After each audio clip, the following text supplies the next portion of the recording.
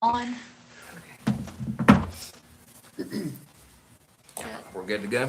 Excellent. Okay, we're going to go ahead and call our regular meeting of the Wayne County Board of Education to order. It is 5 o'clock. And if you'll stand, we'll say the pledge. I'll lead us this evening. I pledge allegiance to the flag of the United States of America and to the republic for which it stands, one nation, under God, indivisible, with liberty and justice for all. Let the record show that all board members are present in person this evening. And to begin the meeting, this evening, we have a personnel hearing to take care of. Yeah, and that personnel hearing is going to be closed, so the board will need to vote to go into executive session. Okay. Randy makes a motion. Second. Johnita made the second. So this is to move into executive session for personnel hearing. So all in favor? Aye. Any opposed? Motion carries 5-0. It is 5:01. And if you will. And for those that have joined us online, we will be going into executive session and we'll pick the live stream back up when we come back into regular session. We'll be anywhere between 30 minutes and 45 minutes. Thank you.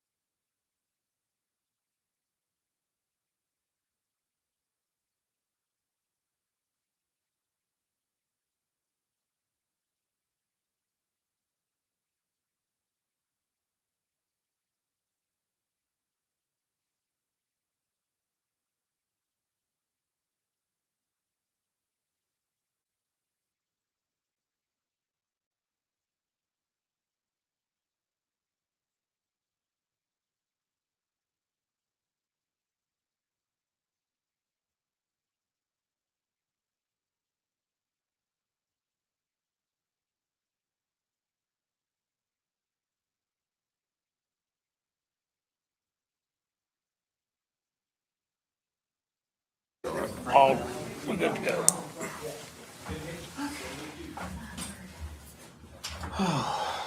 See you next time, man. We've got recognitions and presentations. See a presentation? Probably. You sitting where we want to, again? Yes, We saw that front. come in. I'm front row setter. Sign You seat. can say it anywhere but at these tables. I heard that. I heard that. Who's watching Crown? Huh? They'll Who's survive. taking care of Crown? They'll survive one night. Okay. All right, we can turn your mics back on. All right. And for the folks that are online, the board has concluded the personnel hearing, has just now voted to come back into regular session. And so we will continue with our agenda, which will be Recognitions. no recognition scheduled for this evening. Perfect. Presentations. Presentations, we have Mr. Dave Cottle here, who is going to speak with us about emergency training services and some opportunities that are going to be available to the district. Great. Oh, he looks like a firefighter. How y'all doing? Good. How are So you? first of all, I think I'll give you a report on my class at Spring Valley. I've got 14 kids. They have all passed 3 out of their 4 state tests. Wow. They've got two of their certifications are done. One of them, I need a little bit of cooperation with the weather to get all the skills done. We've got one more module to go, and this is the module we're going to do the live burn in the box and all of that. And kids are doing really well. They're really enthusiastic. And there's already 4 of the kids on volunteer fire departments, and there's one that we're just waiting to turn 16. Oh, God. And he'll be on one of them also. And I'm real pleased with that. I talked to the chief at Huntington. He's going to come and speak to my group. They're hurting for firemen. There's a possibility that he can, of course, you have to be a high school graduate to be a Yeah, take a civil service career test fireman, too. right, yeah. But it's going really good. So about 2 weeks ago, I got a call from Ed Bays at Mount West. And I've been campaigning for a long time to get emergency medical technician in the high schools. We tried a little experimental program that didn't work very well. I understand from Ed that there's about a $165,000 grant available from the state to start an emergency medical technician program in the high school. And I guess all the talk that we have done over the years, Wayne County has got the first dibs on it. Whoa. Now, what that's going to entail is Wow. the biggest problem is going to be finding an instructor. Yeah. And You have any all retired guys from Huntington or Cabell County? Probably not. You all have a very, very good instructor in your system right now. That's one of your principals. 2 of them. Yeah, 2 of them. And that might Oh, you're help trying solve the problem. Call yourself or something? The other thing is, Oh. is there is a tremendous amount of equipment that has to be bought to qualify from the state to do it. There's probably $40,000 or $50,000 worth of equipment that you have to have a training center. But that $165,000 should Cover that. cover most of that. And I might have misunderstood, but there may be some additional money the second year of the program to continue it on. So, I mean, I think that's an opportunity we've got a countywide ambulance service right now. And already we're having a problem getting people. They started out with a full load. They're already down. Sometimes they have to down a truck because they don't have personnel. Wow. Anybody that has an EMT card can get a job with benefits right off the bat. Cabell County is hiring people off the streets, making them a driver and sending them to EMT class. It's a statewide problem. And paramedic is even worse than EMT, but of course that EMT is the entry level. My suggestion would be that, of course, first of all, this will be a program for seniors because you have to be 18 to be an EMT. Yeah. What I would hope is we could work the same arrangement that I have with public service training for the fire. To be a certified fireman in West Virginia, you have to be at least 16. You can't be a full-fledged fireman until you're 18.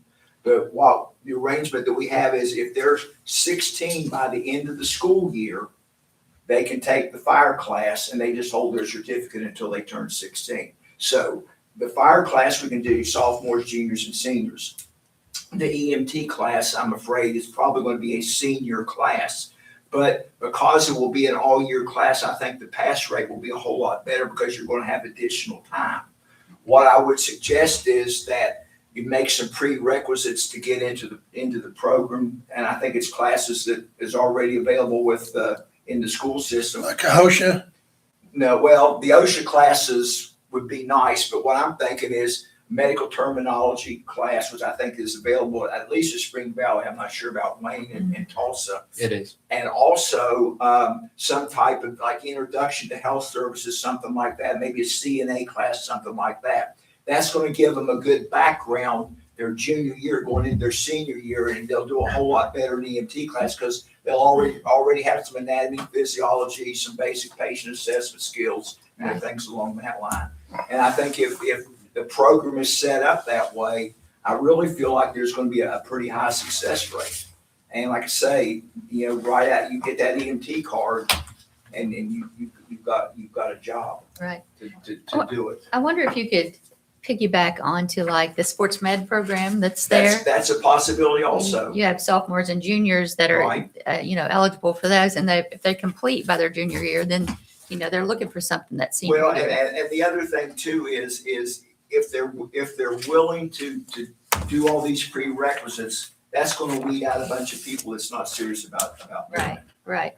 If you've got somebody that's gone through one of those, the biomed, like at Wayne, or a sports med at Spring Right. Valley, then they know that's what they want to do. And if they had this opportunity that they thought they could, get this certification before Right. they graduate, make money while they're going to college, they might want to be that RN, or, they may be looking at med school in the And, future. So, One of the nice things that's happening now, and my daughter's taking advantage of it. She started out as an EMT, got her paramedic card. On the 22nd of January, she's going to finish nursing school in 1 year. right.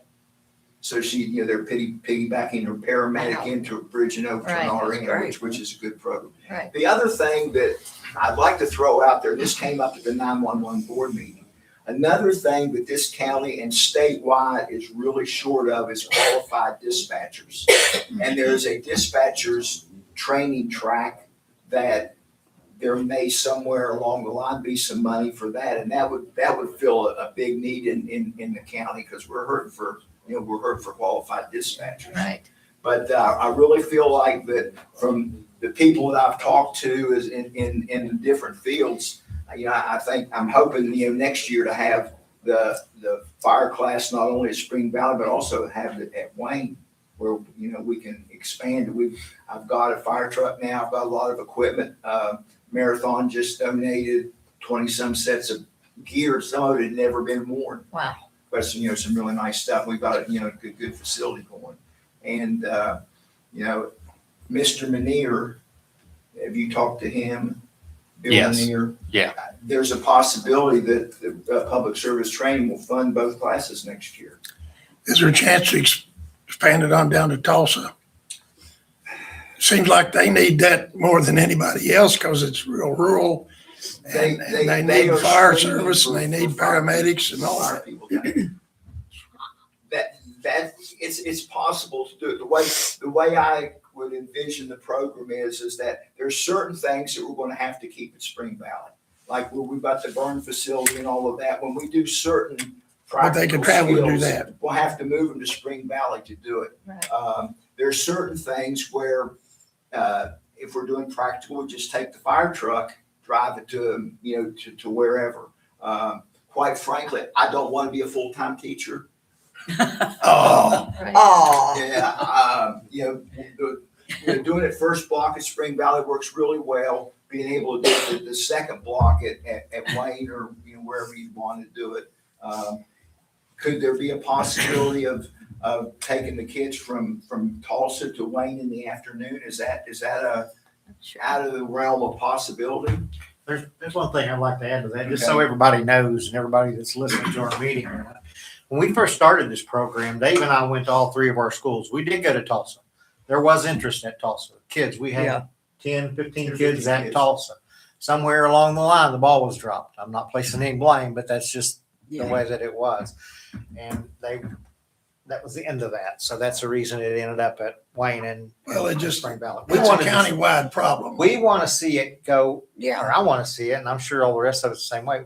I'd like to see it available to all of our kids, just like every program we have. Right. I think they should all have an Okay. opportunity. But the effort was put forth to try to get it there whenever we. Yeah, we made a visit down there.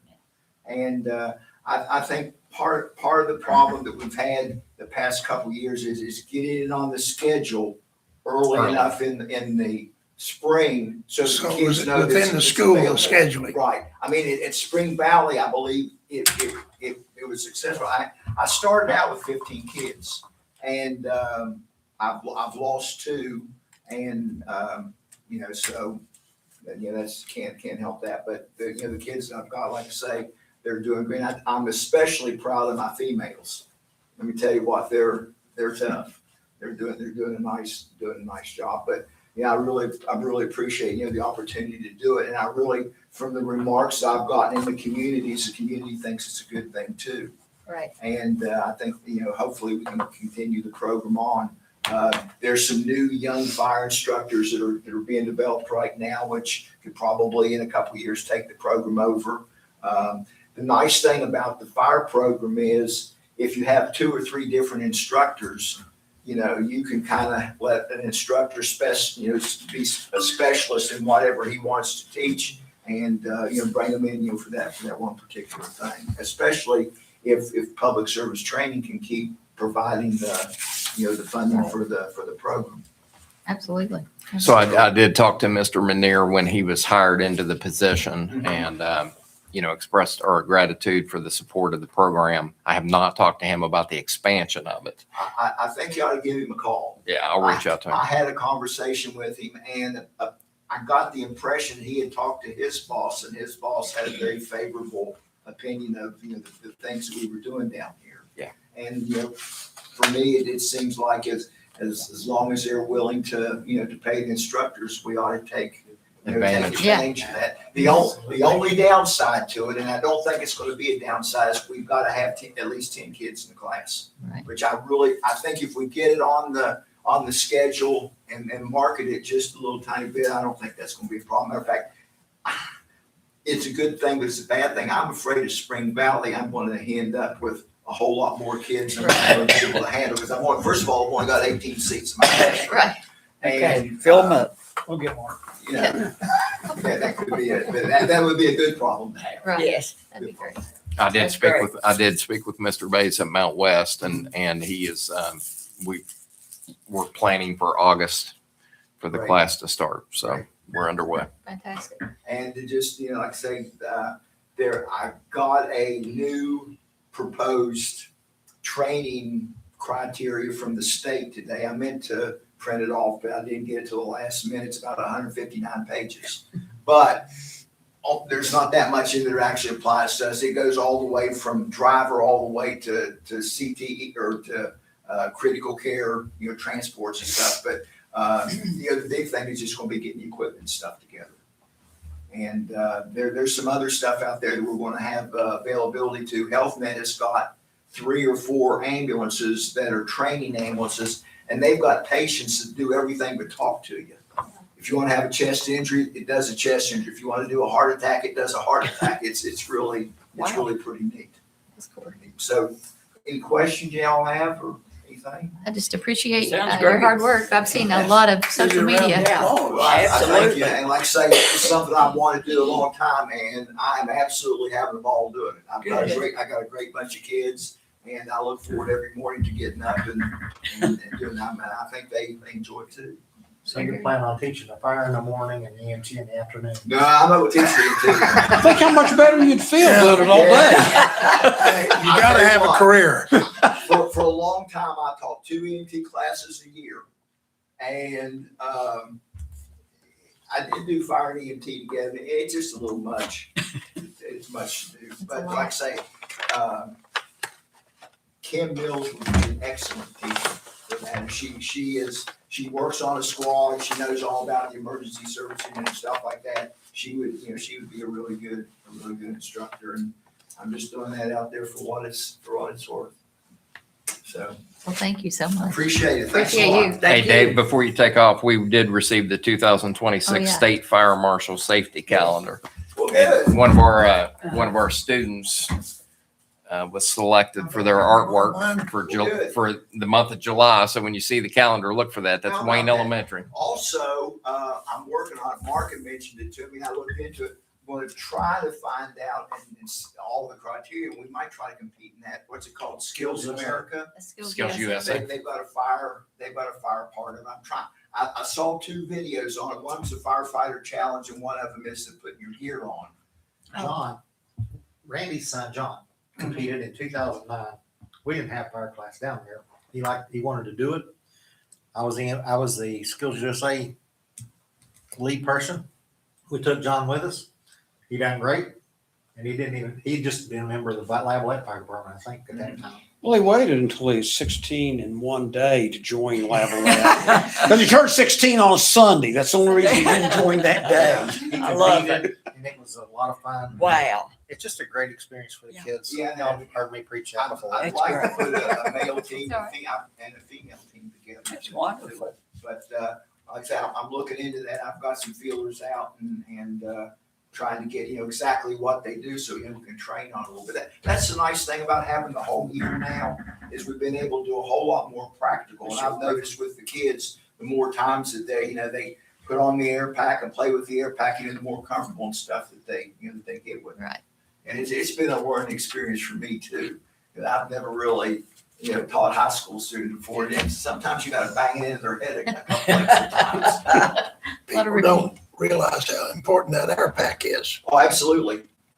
I was a policeman in Huntington for 24 years, and I came on the smoke coming out of the uptown apartments on 4th Avenue. I ran up there knocking on doors trying to get people to wake and get out of there. I knocked on the door, it flew open, all that Smoke come out after you. smoke, and it was like from couches and carpet. And it took my breath away. I had to crawl on my hands and knees. I thought I was going to die before I got down the steps and got out of there. I was telling the kids. You can really you get got one of overcoming those the fire. mattresses on your bed, you're sleeping on 15 gallons of gasoline. Oh. Oh, wow. Appreciate it. Thanks. Thanks. That's scary. All right. Any other presentations? No. That's it. Good news? Yeah, I just wanted to mention again what we referred to. So we Yes. received the State Fire Marshal calendar and Kenley Clay, and we got to meet Kenley down at the board meeting when we were doing the awards for the General Summit of Assessment Yeah, performance. She was there that evening. So congratulations to her for making the calendar. very nice. Have to put that on our website. Any other good news, board members? All right, moving on to our informational items. No school, December 22nd through January 1st. It's our Christmas break. Regular board meeting on Tuesday, January 13th, beginning at 6 here in the conference room. Special meeting on Tuesday, January the 20th, 4 p.m. at Buffalo Elementary, and then following at 5:15 for Buffalo Middle. And that's one of our LSIC meetings. And then a regular meeting on Tuesday, January 27th, again here in the conference room at 6 o'clock. Construction project updates. Yeah, you have laid at your desk, there's a change order for the CK Alumni Gym renovation. And I'm going to ask you to give me permission to do an emergency approval on this.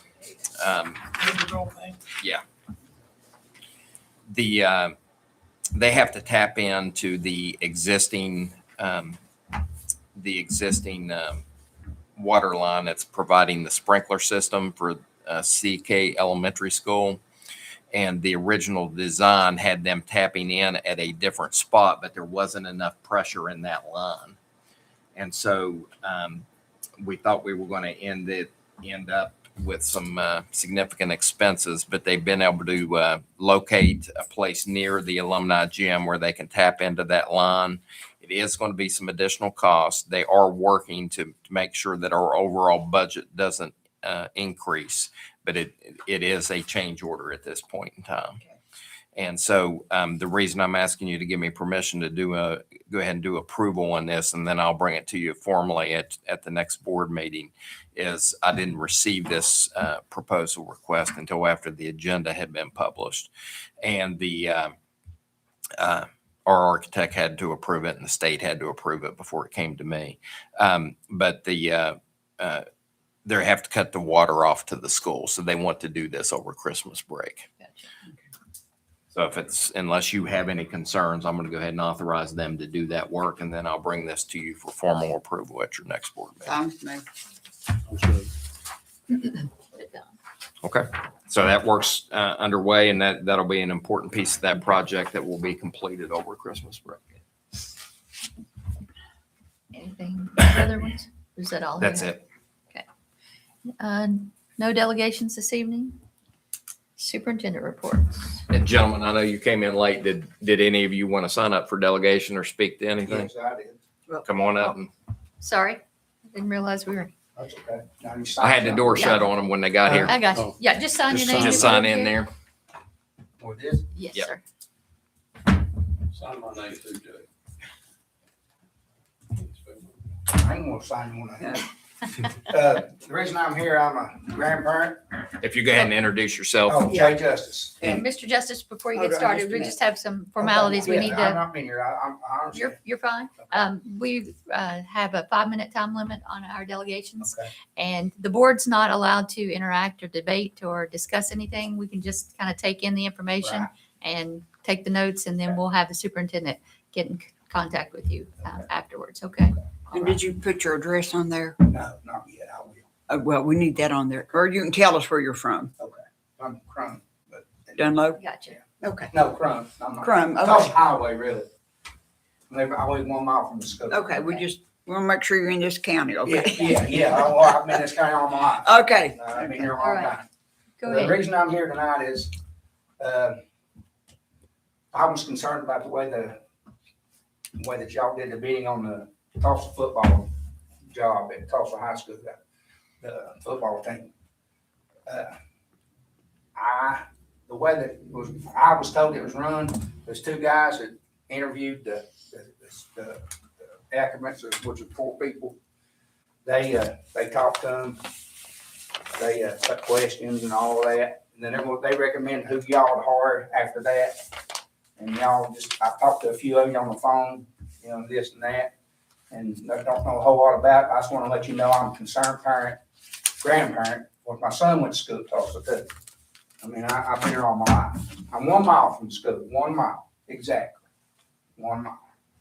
Well, anyway, the person that's supposedly going to get the job, which has been told for 3 months who's going to get it, they already know ahead of time. Everybody does, seem like. But I'm going to put my 2 cents worth in. Y'all can take it any way you want to. You can discard it, use it. I'm not trying to start any trouble. Don't want no trouble. Jay, in a delegation, you can't speak about an individual. I didn't say individual. did I? Okay. We Well, just can't name You just any want to let me names. know. Okay, I'm Right, not using no yeah, names. right. Okay. yeah, Yeah, no, I'm not. I'm not. no names, Yeah. nothing yeah, no, specific no, about an right. individual. Just your concern. If you want to recommend somebody, you can do Oh, that. okay. Yeah, I'm not going to use nobody's name. No, Okay. I already know. I figured that anyway. I got you. I wasn't going to anyway. Okay. Cause, it ain't no sense in it anyway. But what I'm trying to say is that the guy that interviewed the guy that's supposed to be getting the job, I mean, they're in cahoots with each other. I mean, they're friends. They even got him the job.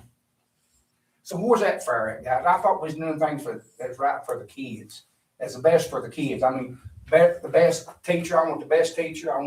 Everybody does. I think the best resume. No, I mean, that's what it's supposed to be. I mean, that's what's wrong with this world now. People just go along with go along. And I'm really concerned. I know this guy, and I know the community in and out. I've been there all my life. I know everybody. Trust me, I know. And they know me. And nobody wants this guy. Nobody. Nobody. They're afraid to say anything. You know, when I tell them, I said, well, let's go around and talk to the board about it. Let's let them know what we think about it. Man, I can't do that. That guy got some kind of connection somewhere along the line. I understand that. It's politics, guys. I understand that. I mean, I ain't stupid. I've been here all my life. I know what's going on. And I'm just concerned that I just don't think y'all took the right process and done it the right way of getting the right person for the job. Well, listen, we're losing kids going across the river up there, and y'all know this. I don't have to tell you nothing you don't know. I've been in the games where we've been in a fight with our own kids on the sideline, our own football players fighting each other. We've been with drug dealers. And these two guys picked the last coach we had, so what makes y'all think he's going to be they're going to be any better? That's what I don't understand. That's what I'm trying to get through my head. I want the best for the kids. I've coached 5 years in Little League up there. I was complaining about the coaches. They said, well, if you're going to complain, why don't you do something about it? Why don't you get out there and coach? I thought, well, they're right. Why am I complaining when I get out there and do it myself? I mean, I coach as good as anybody else can. Literally, I'm not talking about high school or nothing like that. But anyway, I see a lot of good kids come through up there, guys. And we've got some good kids coming. And everybody, the person that's doing this job already knows this too. We're not fooling nobody, guys. I'm not trying to snowball you or nothing like that. Y'all know what I'm talking about. Y'all understand. But this guy ain't the guy for the job. I want somebody that's interested in the kids, put their time in, just like everybody else does. Not just doing it because, it's an extra job. And that's what's the problem we've been before. And we wonder why our kids is leaving. And I hear it from the parents. Well, our kids is going over across the river. You have the ones that can afford to do it, but not all kids can afford to go do that. Not all kids can afford that, guys. And I think we're letting the kids down. I'll just be honest with you. Like I said, I just wanted y'all to know this that way. Because I've talked to some of you, y'all say, we didn't know anything about that. But now that you know, I know you know. You understand what I'm saying? I just want y'all to be aware of what's going on. So that way y'all can make it whatever decision you're going to make. I mean, that's up to you guys. I ain't got a thing to do it. But, people can hold y'all accountable for what you do. You understand what I'm saying? That y'all are the people they vote for. So that's really the only reason I'm here is on account of that. And like I said, I got grandkids going to be going down there. And I thought I ought to say something. At least I've said my piece. And I can look at them parents and they say something to me like, well, my kids are leaving. Why are kids leaving? I'm going to say, well, you should have went down there and done something about it when you had the opportunity. I didn't like coming in here and talk in front of you people. I like to talk one-on-one with people, but I don't like doing this. I didn't want to come tonight. But my grandkids, when you come to your grandkids, you'll do what you got to do. And I just hope y'all understand that and see where I'm coming from and try to take it into consideration and think about it. I think the best guy for the job ought to get the job, not because he knows whoever, knows this and knows that. I don't think it's right. Time. And that's my opinion, okay? All right. I appreciate y'all giving me the opportunity to talk. And I'll get my address stuff down. Thank you, sir. Oh, Okay. that's okay. We just like to You're know. welcome. Hey, listen, I appreciate the opportunity. Thank you. This first time, they're just with me. Yeah, he wants to talk to. Just sign your name in, sir. I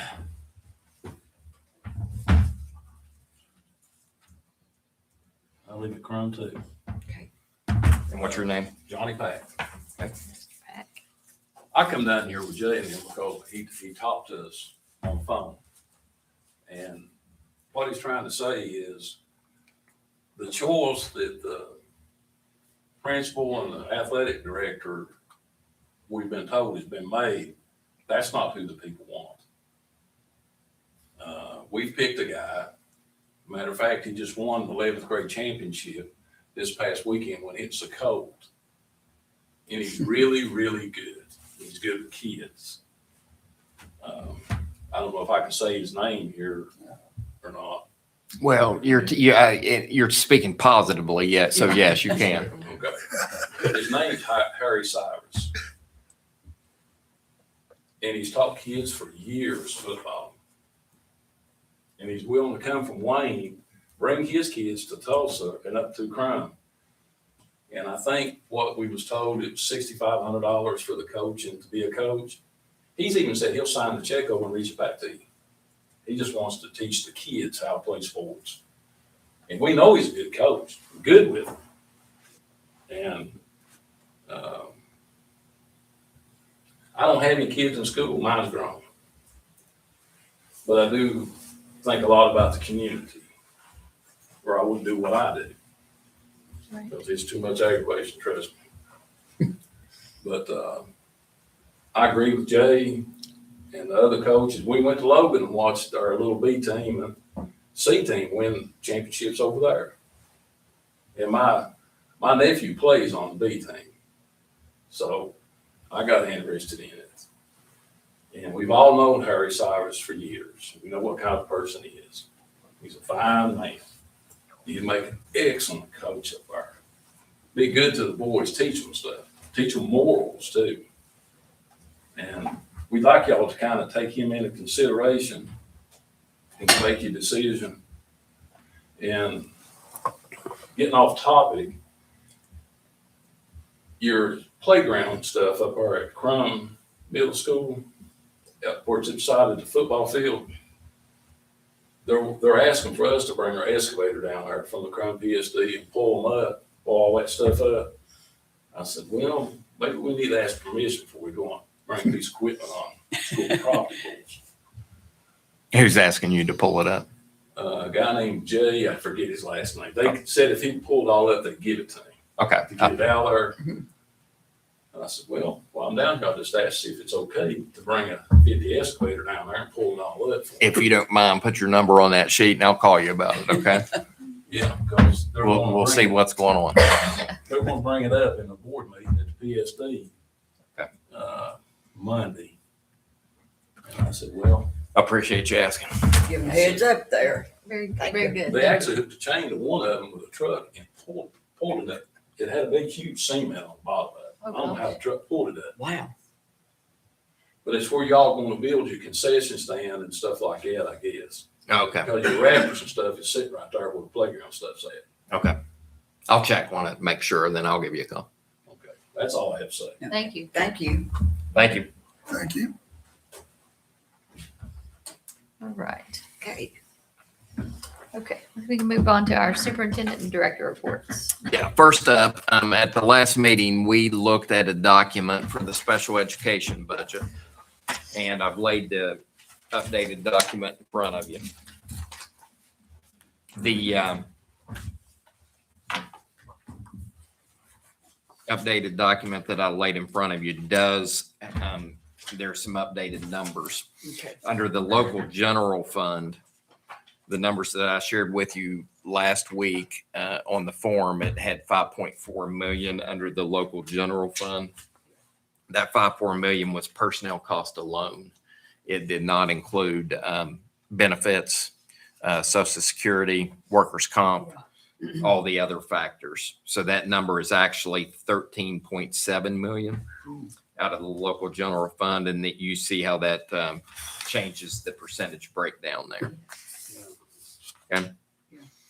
And then the questions that came up, so the rest. IDA and policy 2419 compliance, and then they do teacher supports. Okay, so they share a role, but they don't do the same thing. Correct. Okay. Correct. And sometimes in particular cases, they may, like the behavior supports may come from our specialists versus our sites. Gotcha. So they share some And our responsibilities. specialists, so they have certain areas that they're assigned to, I'm Correct. assuming. So they all travel. Correct. all the And time. psychologists as well. Okay. So are our specialists located at specific places in the county, or do they all start here and just travel wherever during So the day? They're itinerant as well. So they have schools assigned. Okay. So they all have a spot in the office. Actually, all sites and specialists are down in that office for their home base. Right, but they have specific schools that they travel to or they're responsible for. Correct. Okay. Gotcha. And how do I know we have a Medicaid secretary, Yeah. right? So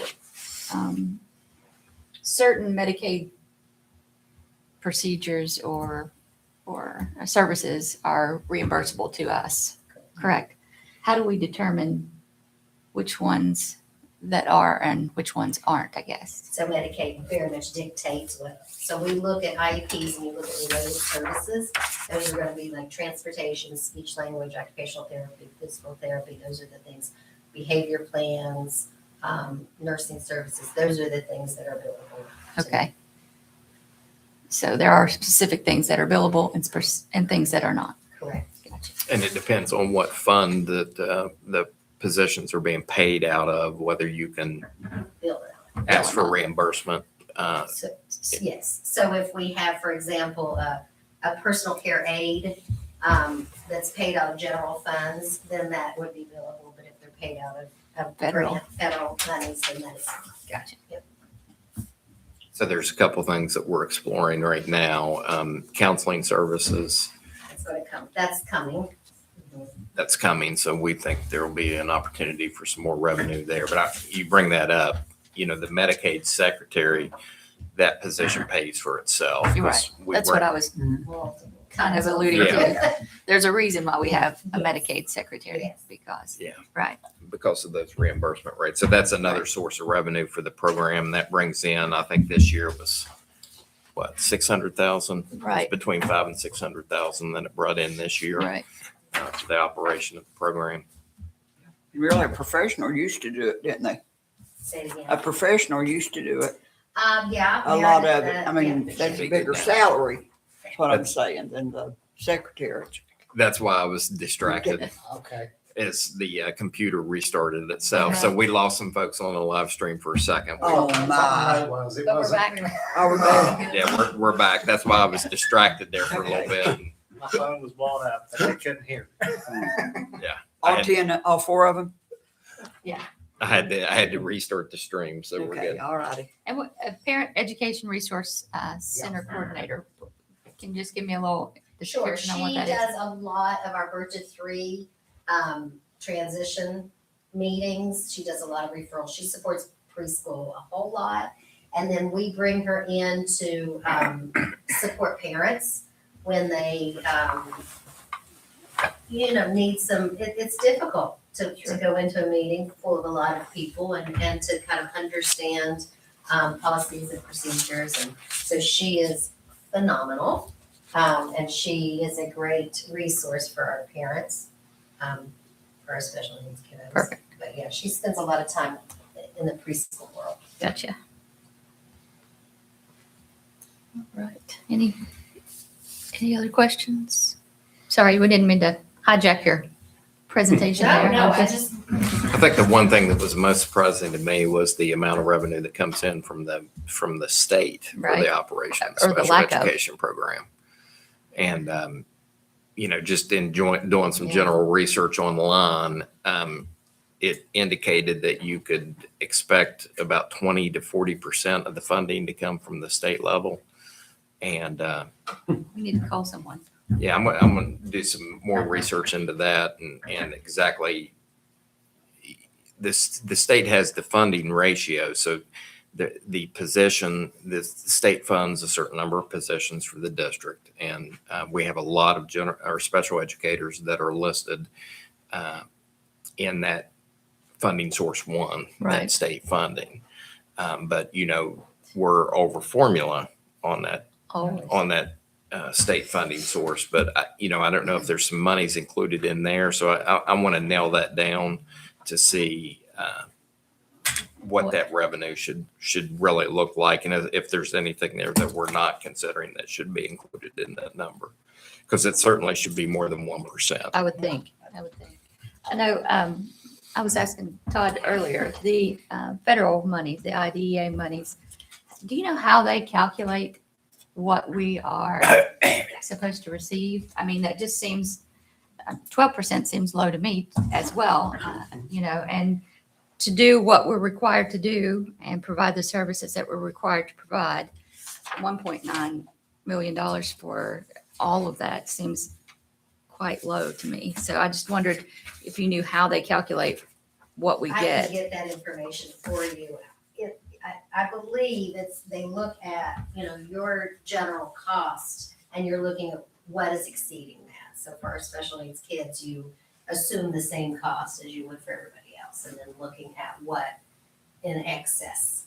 So, but I would have to give you details on how. Yeah, I'm just curious because for some reason, I don't know why, but I was under the impression that we received a certain amount, like 1.5 times what the general education student would get per special education student. But I'm not sure how you even I think calculate that as far as years numbers. ago, there used to be a ratio like that. Right. Special needs students received X times what a general ed student does. Right. But I think that, and I thought that was still in effect until maybe 5 years ago when I was told that was no longer. No longer. Okay. No longer, yes. Well, I'd be curious just to know, how do they calculate what I we're can get supposed to that receive? information for you.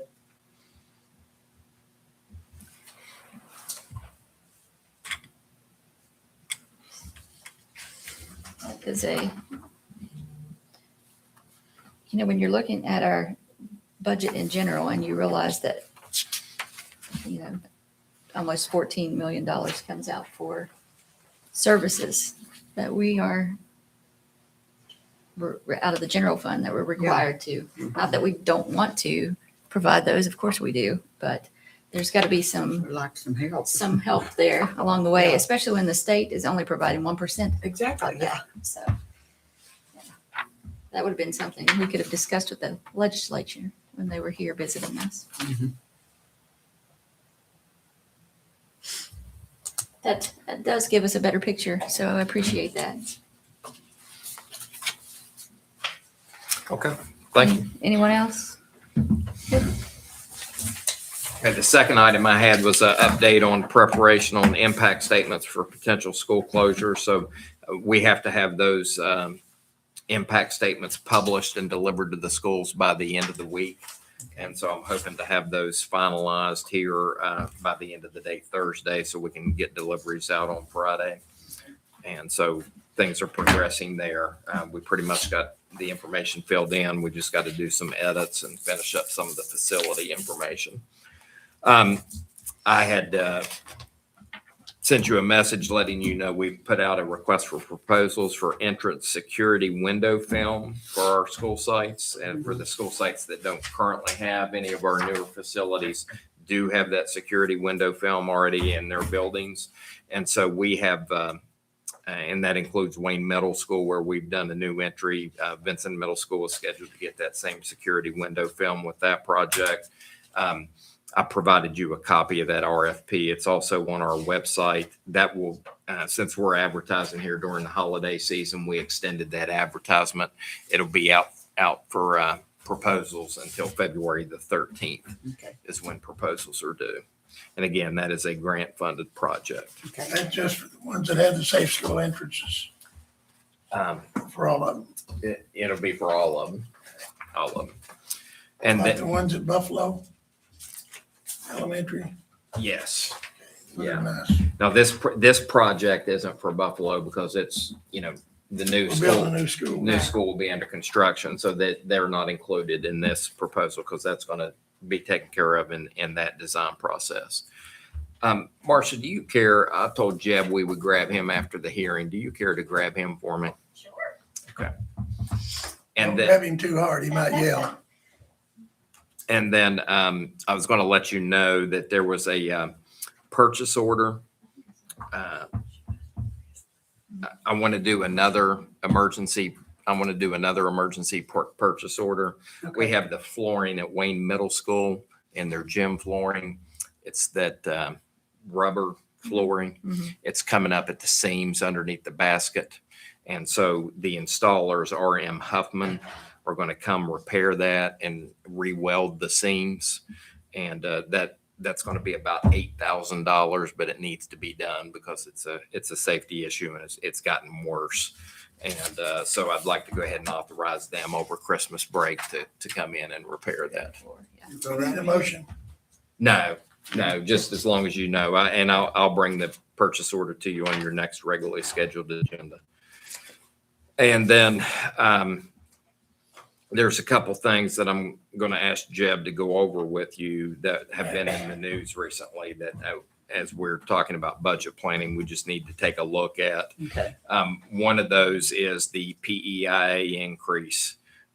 There's going to be a 3% increase for employees, but also for employers. So it's going to impact our budget. And then also there's been quite a bit of talk in the legislature about another 5% increase for pay. And again, those positions, those 200-day positions that are in the school funding formula, the state pays for that increase. Any positions that are above 200 days, those extra days have to be funded locally, or any positions that are outside of the formula have to be funded locally. So a 5% increase will also affect our budget. It'll cause our budget to rise. Now, our revenue will rise with those state funded positions, but it won't cover all that cost. Right. So I've asked Jeb to prepare a couple documents for you to look at the effects of both of those increases. And Jeb, you have those? Sure. So I've talked to him about both the PEIA increase and the governor's pay request.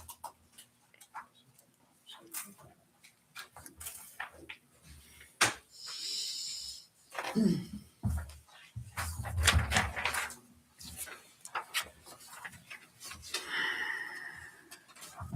need that stickum stuff, don't you?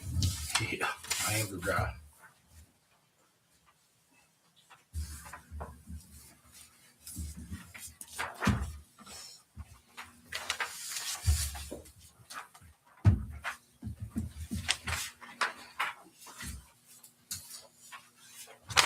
Thank you, Keith.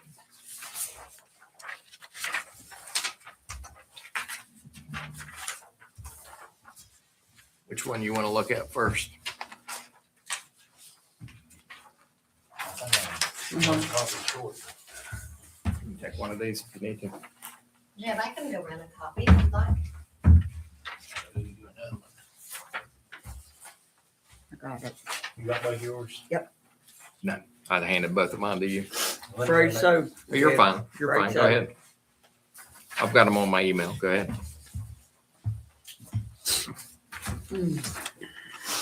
Which one do you want to look at first, PEIA or the salary? Let's go with PEI.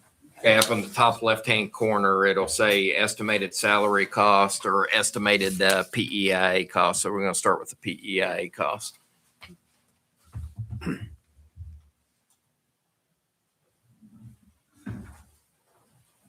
I'll leave it to you.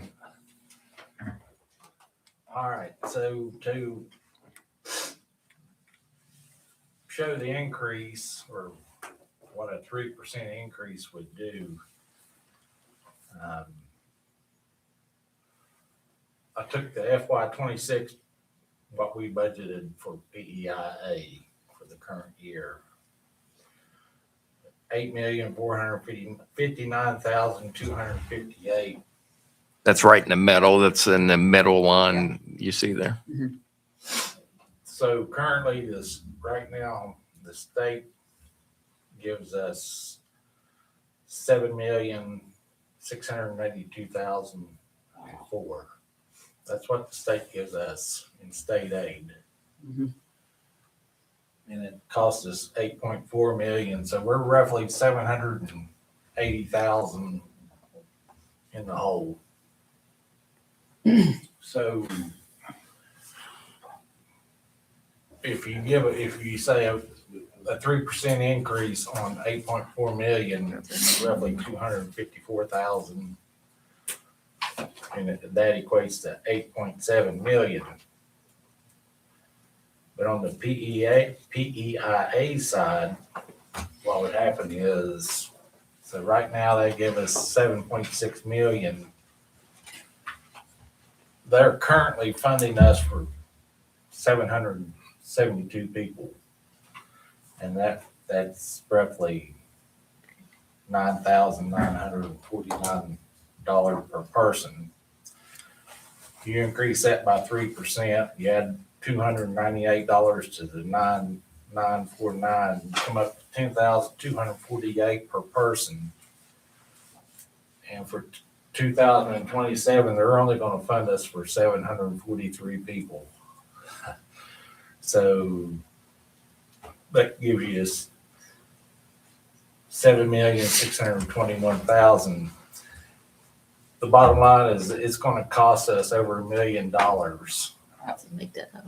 Wow. After all that's said and done, it's gonna cost us about $1 million, 1.1. Another million. Add that to that, Todd. Well, well, you got to realize that this year we've already got the 777,000 factored in. So it's an increase of about $300,000. It's about a $300,000 increase that we'll be facing with that next year. It'll be an increase, but still, it's unfunded. Right. Yeah. We still have to come up with all of it. Yeah. About $314,000. More than we Yeah. did before. So on the flip side of that, Still going the we're long gonna give way. us 5% raises. Right. Pay raise. Oh, dear. So I took the same format. Yeah. Right now, currently we have 41,070,000 budgeted in just salaries. Just And that's just general fund budgeting for salaries, correct? General fund, federal ed. State aid, steps 1, 2, and 5, professional service and support personnel. They give us $34.7 million. We're not talking benefits, retirement, PEIA, just Right. salaries. Just that. Yep. So currently, we are funding, we are funding 6.3 million of that to the local or excess levy. So again, I took the 34.7 that they're giving us in state aid, divided by 772 people, what they're funding us for, comes up about 44,948. Tack 5% on the it. You add 2247 to that. Gives you 47,195 a person. Multiply that by 743 people that they're going to fund us for next year. And that increases, you go from 6.3 million to about $8 million that we have to fund. An increase of more than $1,600,000. Yep. Correct. Now, that number would be if there were no cuts in positions. Right. So, as we go into RIF and personnel season for RIF and transfer, any reductions that we take will reduce that overall number. But if there's a 5% pay increase and we stand put where we are right now, it's going to increase our expenditures about 1.7 million. So you add that with 300,000. 3 million, it's $2 million. $2 million. Yeah. Right. Yeah. Another 2 million. And again, this 5% pay increase hasn't been approved, but it's, it's coming from multiple levels that Yeah. it looks like it's going to be a push for the state. So it'll be good for employees, but it's going to be a challenge for us during the budgeting process. I just wanted to make sure you were aware of it and the potential impact. We are, Todd. Right here.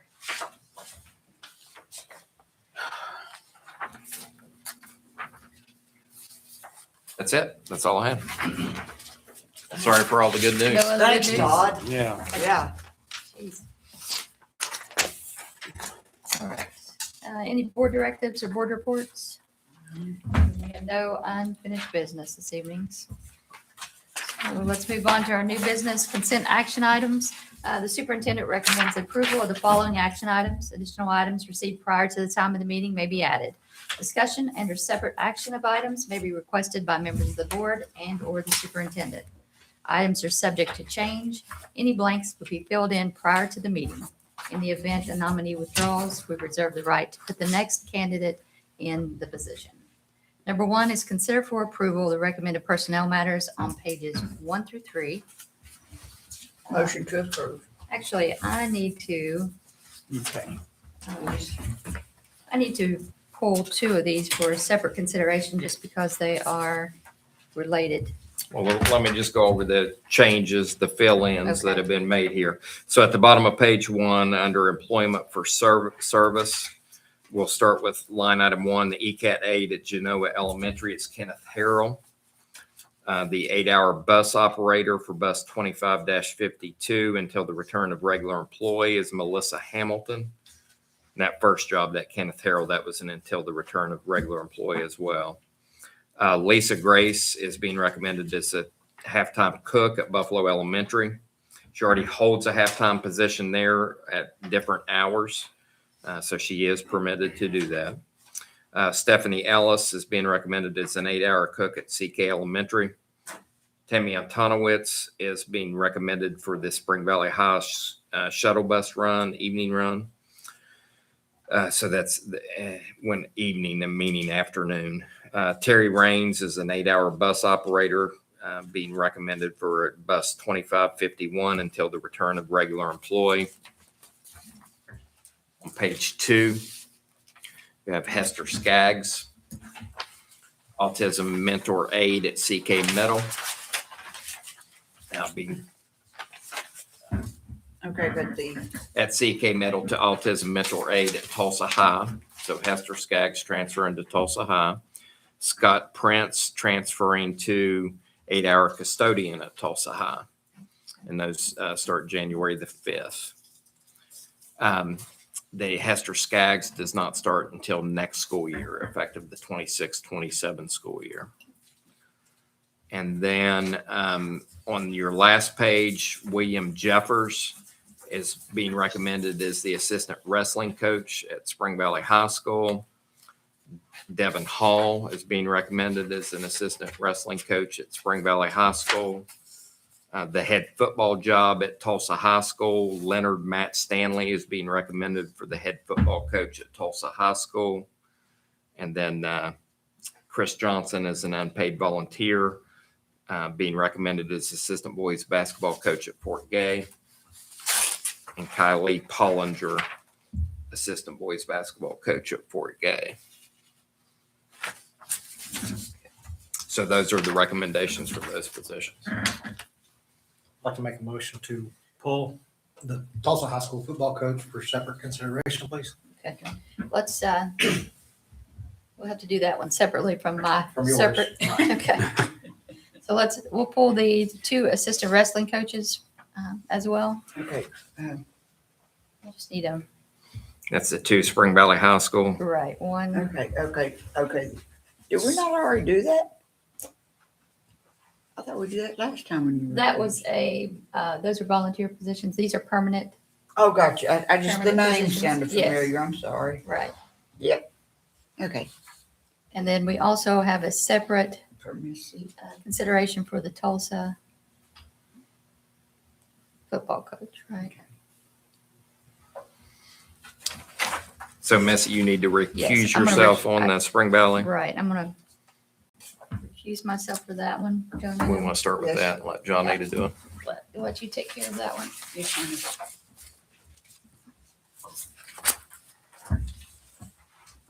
Okay, with the personnel matters, Missy Hall has recused herself, and I need a motion to approve the hiring of William Jeffers, assistant wrestling coach at Spring Valley High, effective the 2025-2026 school year, and Devin Hall, assistant wrestling coach, Spring Valley High, effective the 25-26 school year. So I have a motion? Second. Second, Randy got the second. okay.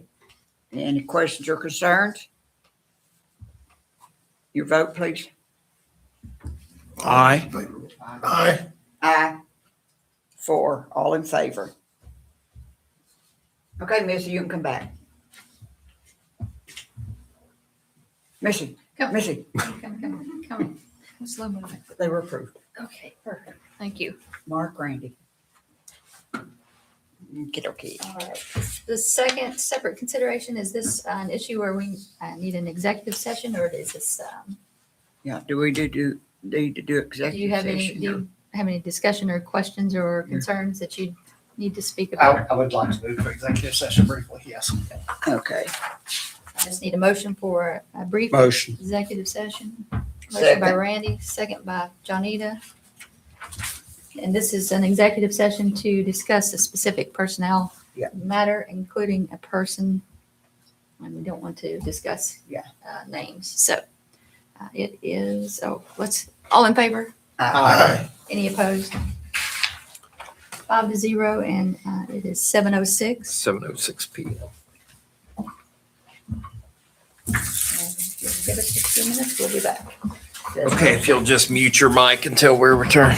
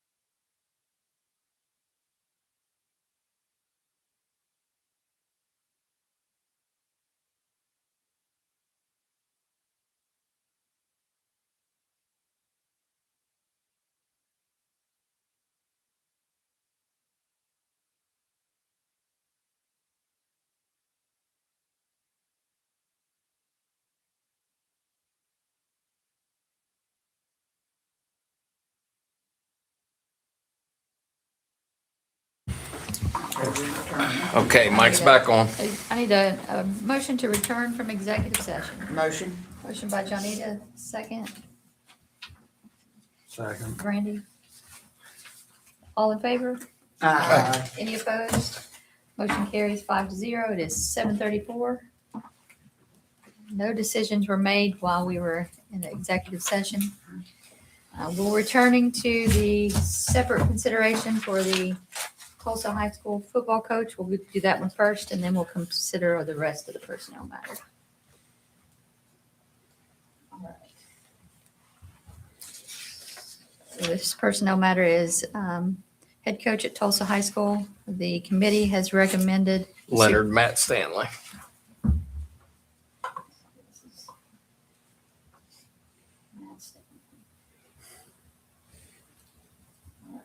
So I need a motion for this consideration. Anyone? Motion?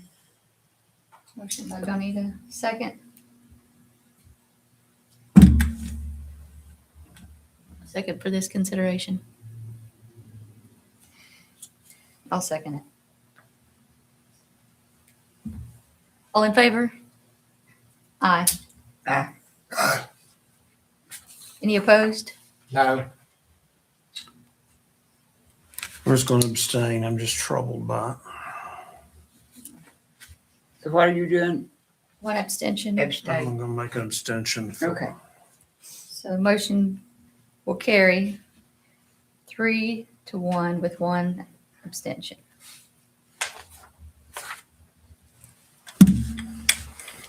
All right, moving on to the rest of the personnel matters this evening. I need a motion. Motion by Mark, Second. second by Dennis. Hang on here. Any questions or concerns with the remaining personnel matters? Okay.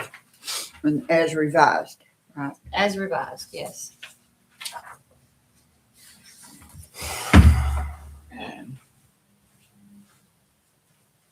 So, Who made the motion? Mark, Mark. Who made the second? Dennis made the second. Okay. I'm so confused. All right. Any questions or concerns on the remainder of our personnel matters? All in favor? Aye. Any opposed? Motion carries 5-0.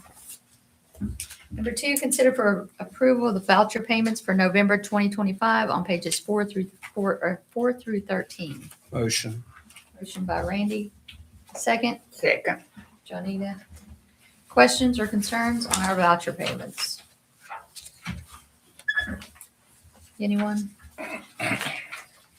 None heard? All in favor? Aye. Aye. Any opposed? Motion carries 5-0. Number 3, consider for approval, actually 3 and 4 are minutes, so we can consider those collectively. Motion to approve both. Motion by Johnita, Second. second by Randy. Any questions or concerns on those minutes? None heard? All in favor? Aye. Aye. Any opposed? Motion carries 5-0. Number 5, consider for approval the purchase, requisition, order, and quotes in excess of $5,000, pages 21 through 23. Motion, I like it. motion by Dennis, second, Second. Randy. Questions or concerns on any of those? Looks like we have the sign language interpreter, like we spoke about earlier on here. That's a required position for a student.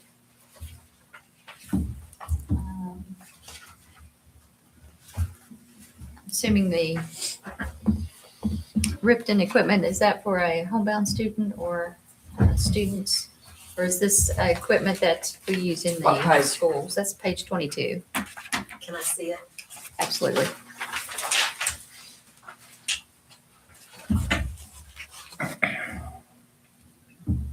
Yeah, it's Laurie, so Yeah, it's, it's a physically Yeah. involved. And it may be more than one. Maybe some standard. Yeah, because we've got a, These are just equipment for students. correct.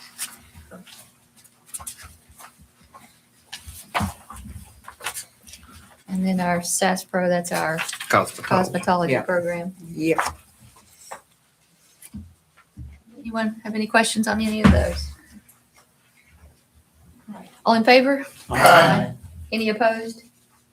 Motion carries 5-0.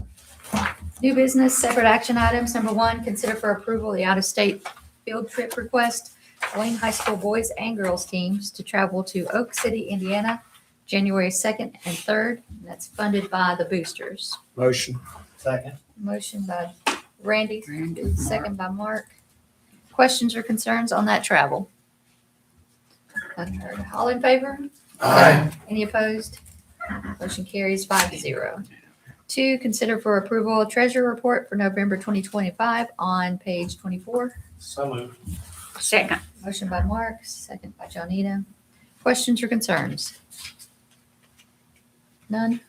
All in favor? Aye. Any opposed? Motion carries 5-0. And 3, consider for approval the budget supplement and transfers for November 2025 on pages 25 through 28. Motion. Motion by Johnita, second, Second. Randy. Questions or concerns? All in favor? Aye. Any opposed? Motion carries 5-0. Potential items for a future agenda. Yeah, so I said we'd take another preview of a couple different departmental budgets. The first one I'm going to pass out to you is the technology budget. Want to pass it down?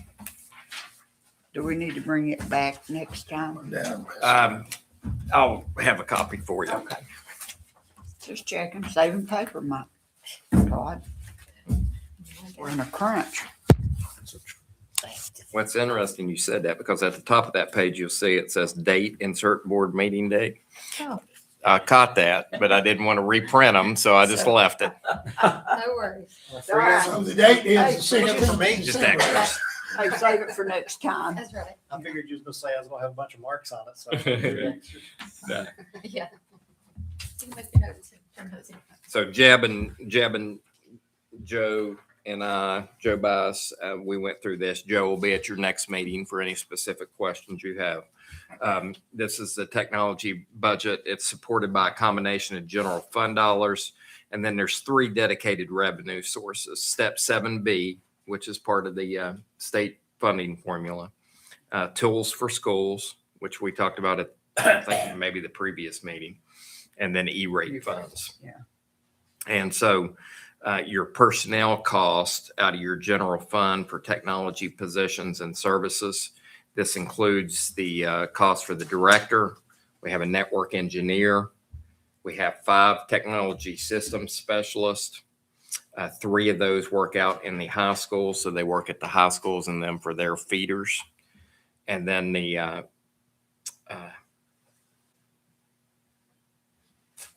that last one, that technology, that should be a technology integration specialist. Shouldn't say technology director, should have said technology integration specialist. Salaries and benefits for those. I missed it. Another one on the page there. Technology. Instead of director. Yeah, we don't have a director. No, we have coordinator. Coordinator, yeah. Okay, that's what I thought. I was looking for that. And so the total personnel cost there is $629,000. That's benefits, everything included. Data communication services in the budget is at about $63,959. That includes internet, and then the contracted technical services. So we have one technology system specialist that's contracted through Mountain State. And then there's some other minimal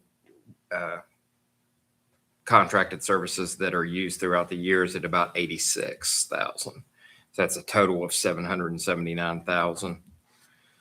Other technology revenue sources. Now the tools for schools is approximately $200,000 per year. And then the E-rate funds are also approximately $200,000 per year.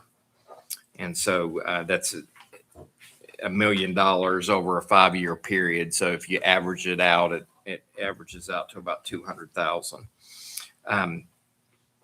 Step 7B, additional technology expenditures on top of personnel is about 111,000 that's being spent for repairs, that type of thing.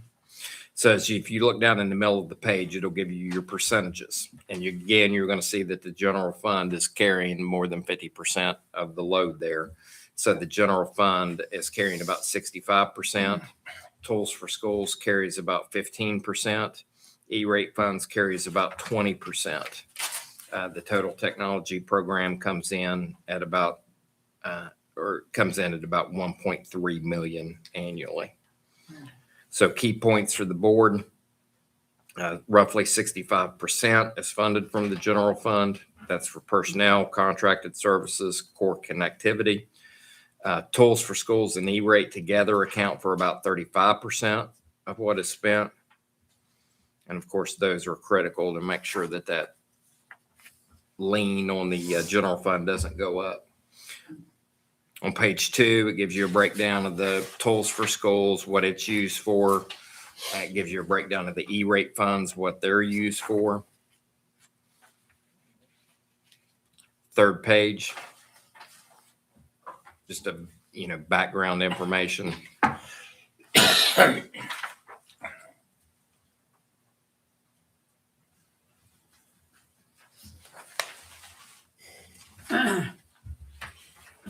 So cost drivers and pressures. Those include increasing bandwidth and security needs. The cost of these things keep going up. Life cycle replacement of devices and infrastructure.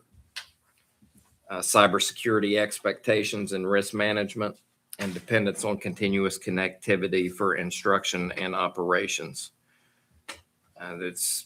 The network is so relied upon now. It is a interruption when it is down. So all those are drivers. And then item number 7, just looking at the stewardship and opportunities, you have to prioritize that E-rate maximization, align the Tools for Schools with a planned rollover. And we do a planned rollover. We buy a certain number of devices every year to make sure that we don't have all that expense at one time.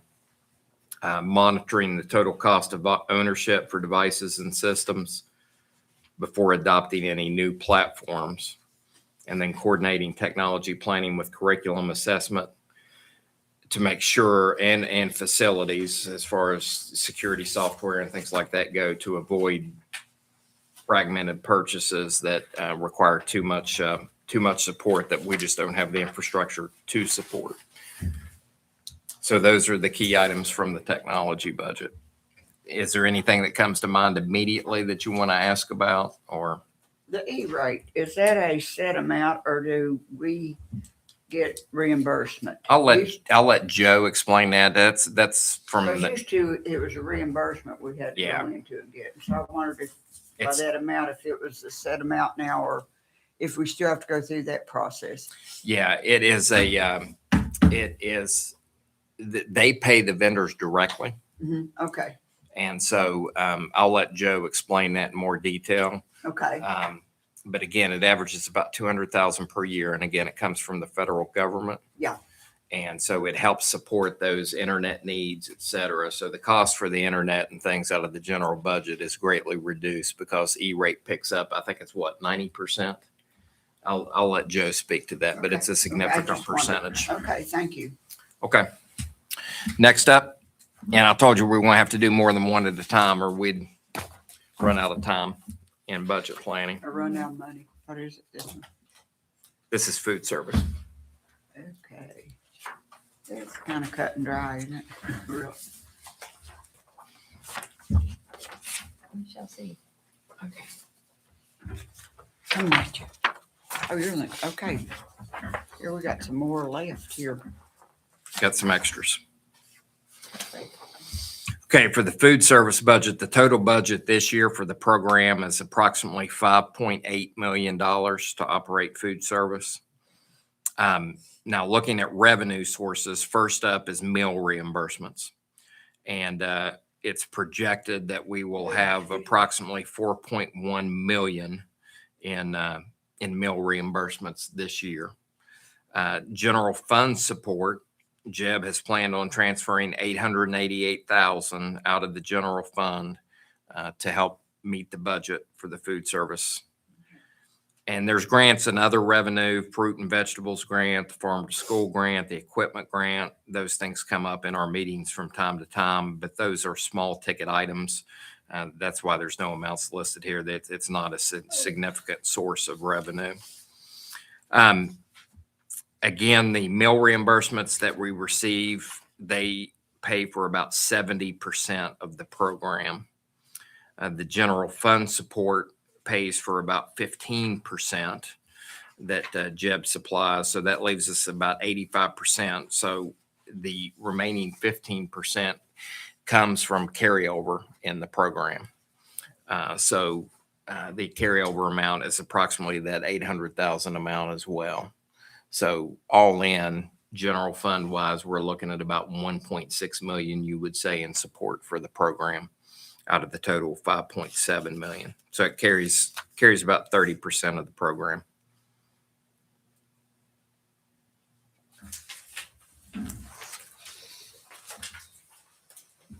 Food service is not, it's not standalone. You have to have general fund support to carry out the operations that we're currently carrying out. If you look at item number 2 on page 2, it gives you your major cost categories.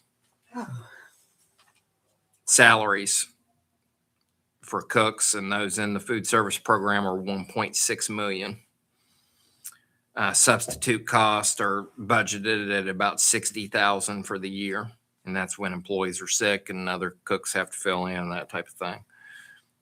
Benefits, health accident, life insurance, 530,000, dental insurance, 52,000, Social Security, 118,000, retirement benefits, 120,000, workers' compensation, another 146,000. So all in, the total personnel cost for the program is $2.6 million. And then you have your food cost. How many people are in that office? We'll get you the exact number. Administratively, there's 2. There's a secretary and the director. That's the question I had. Yeah. And then you have the cooks. So we'll get you the total number of cooks in the district. We'll get you a breakdown of that. Food cost, milk purchases are 270,000. Food purchases are approximately 2.5 million. So that puts total food cost at about 2.8 million. In addition to that, you have non-food costs. This is paper products, repair services, that type of thing, 385,000. So if you add in the personnel costs plus the food costs for the program and the non-food cost, it comes out to, that roughly 5.8 million. So 46% of that is personnel. About 48% of that is milk and food purchases. And then 7% of that is those non-food purchases.